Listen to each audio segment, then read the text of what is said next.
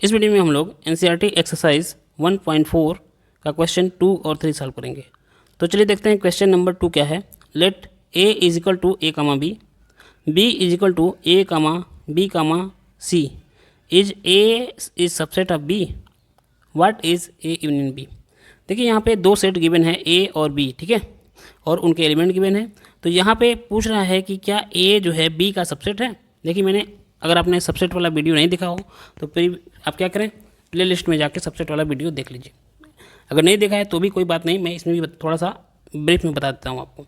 A is subset of B मतलब क्या, कि इसका मतलब कि क्या ए के सभी एलिमेंट बी में मौजूद हैं। अगर सेट ए के सभी एलिमेंट सेट बी में मौजूद होते हैं तो हम लोग बोलते हैं कि ए जो होता है वो बी का सबसेट होता है। अब यहाँ आप ध्यान से देखिए, ए इज इक्वल टू क्या गिवन है, ए कामा बी। ए में एलिमेंट है ए और बी, बी के एलिमेंट है ए बी और सी। तो क्या ए के सभी एलिमेंट बी में मौजूद हैं? जी बिल्कुल मौजूद हैं। देख रहे हैं आप लोग, बिल्कुल मौजूद है, तो लिख सकते हैं यस। यहाँ पे आंसर क्या बन जाएगा हमारा, लिखेंगे as, A is subset of B. ये जो है बी का क्या है, सबसेट है। पहला आंसर तो ये हो गया। अब क्या पूछ रहा है दूसरे क्वेश्चन में, what is A union B, what is A union B. अब ए यूनियन बी मतलब क्या, कि एक ऐसा सेट जिसमें ए और बी दोनों के एलिमेंट मौजूद हों। क्लियर, तो इसको लिखते हैं ऐसे। अब देखिए ये A is equal to given था ए कामा बी और B is equal to given है ए कामा बी कामा सी। तो यहाँ से हम ए यूनियन बी निकाल लेते हैं।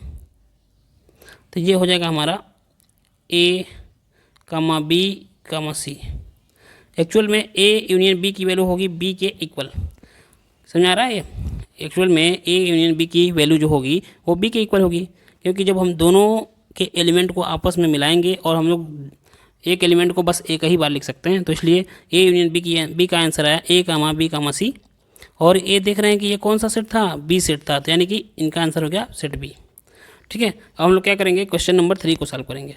क्वेश्चन नंबर 3 को सॉल्व करने से पहले अगर आपको लग रहा है कि इस वीडियो से आपको 1% का भी फायदा हो रहा है तो प्लीज़ चैनल को सब्सक्राइब करिए, लाइक करिए और कमेंट करिए। एक वीडियो बनाने में कम से कम 2 घंटे का समय जाता है, ठीक है, और आपको सिर्फ लाइक और सब्सक्राइब करने में बस 1 सेकंड मैक्सिमम 2 सेकंड का समय लगेगा। ठीक है, तो प्लीज़ लाइक कर दीजिए और सब्सक्राइब कर दीजिए, उसके बाद ही आगे की वीडियो देखिए। चलिए क्वेश्चन नंबर 3 सॉल्व करते हैं। तो क्वेश्चन नंबर 3 देखिए क्या है, if A and B are sets such that A is subset of B, then what is A union B. अब यहाँ पे क्या गिवन है कि जो ए और बी दो सेट हैं और ऐसे हैं कि ए जो है वो बी का सबसेट है।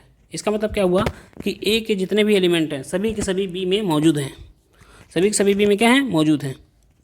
अब देखिए यहाँ पे एक एग्जांपल लेके भी हम लोग इसको सॉल्व कर सकते हैं।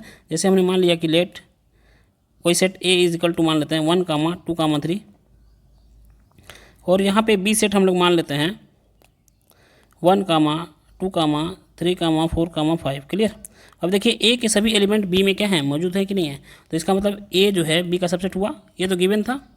अब क्या पूछ रहा है हमसे, ए यूनियन बी निकालिए, ए यूनियन बी की वैल्यू कितनी होगी। अब ए यूनियन बी मतलब क्या होता है कि दोनों सेट ए और बी के दोनों एलिमेंट को मिला के एक ही सेट में लिख देना, लेकिन जो एलिमेंट 2 बार आए हुए हैं सिर्फ उनको एक ही बार लिखना है। और ए यूनियन बी एक ऐसा सेट होता है जिसमें ए और बी के सभी एलिमेंट मौजूद होते हैं। तो देखिए ध्यान से, यहाँ पे 1 दिखा सेट ए में और बी में भी, तो एक ही बार 1 लिखेंगे, 1 लिख दिया। फिर 2 दिख रहा है दोनों में तो एक ही बार लिखेंगे, 3 भी दोनों में दिख रहा है तो एक ही बार, और बी में अभी क्या था 4 कामा 5 है ना। तो देखिए ए यूनियन बी हमारा निकल गया। एक्चुअल में ध्यान से अगर देखें तो ये बी की ही वैल्यू है, सेट बी की वैल्यू। यहाँ पे जो ए यूनियन बी आया है वो एक्चुअल में सेट बी की वैल्यू है, तो यानी कि ए यूनियन बी का जो आंसर आएगा वो सेट बी ही आ जाएगा। तो अगर आपको लग रहा है कि इस वीडियो से आपको 1% का भी फायदा हुआ है तो प्लीज़ चैनल को सब्सक्राइब करिए, लाइक करिए और कमेंट करिए। थैंक यू, धन्यवाद।